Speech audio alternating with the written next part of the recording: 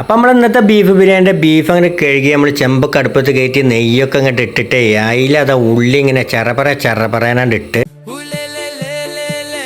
അപ്പം നമ്മൾ മസാലൻ്റെ ഉള്ളിയൊക്കെ വാടിയെന്ന് പറഞ്ഞാൽ ബീഫിൻ്റെ കൊട്ടയും മാസാനും ഏറ്റവും എന്നിട്ട് ബീഫ് സ്ലോ മോഷനിലാണ്ട് ഇട്ടു. അതിൻ്റെ മേലേക്ക് ലേസം മഞ്ഞൾപ്പൊടി, ലേസം മുളക് പൊടി, ഒരു 2 നുള്ളു കുരുമുളക് പൊടി ഇട്ടിട്ട് ഒരു 2 നുള്ളു ഉപ്പ് ഇട്ടിട്ട് 2 പാക്ക് തൈര് കൊണ്ട് പാർന്നു. എന്നിട്ട് 4 അളക്കലാവും. അങ്ങനെ നമ്മൾ കുറച്ച് കഴിഞ്ഞ് നോക്കിയപ്പോൾ തന്നെ നമ്മളെ ബീഫൊക്കെ വെന്ത് നമ്മളങ്ങനെ ചോറൊക്കെ ഊറ്റിടാനുള്ള പരിപാടിയിൽ അരിയൊക്കെ കൊണ്ടുപോയിട്ട് അങ്ങനെ നമ്മൾ ചോറ് ഊറ്റുന്ന പരിപാടിയൊക്കെ നമ്മൾ തുടങ്ങിട്ടോ. അങ്ങനെ നമ്മൾ ചോറിൻ്റെ ഇടയിൽ കൂടെ ഉള്ള മസാലയൊക്കെ ഉണ്ട് കൊടുത്ത് ചോറിൻ്റെ മേലെ നെയ്യ് പാരുന്ന പരിപാടിയൊക്കെ തുടങ്ങി.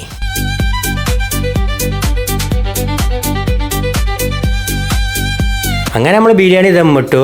അടുത്ത സുർബിയാൻ്റെ മസാലയൊക്കെ റെഡിയാക്കി അതിൽ ചിക്കനൊക്കെ വാരിയിട്ടിട്ടുണ്ട്. അങ്ങനെ നമ്മൾ സുർബിയാൻ്റെ ചോറ് ഊറ്റി തുടങ്ങി. അങ്ങനെ നമ്മൾ സുർബിയാനും ദമ്മിട്ടു. ഇനി നമ്മൾ ആശാൻ്റെ സ്പെഷ്യൽ മാങ്ങച്ചാറ്, ഒന്നും പറയാല്ല. അങ്ങനെ തൈരിലെ ഉള്ളിയൊക്കെ റെഡിയാക്കി അടുത്ത് നമ്മൾ വണ്ടിയാണ്ട് എത്തിക്കഴിഞ്ഞാൽ കയറ്റാണ്ട് വിടാം.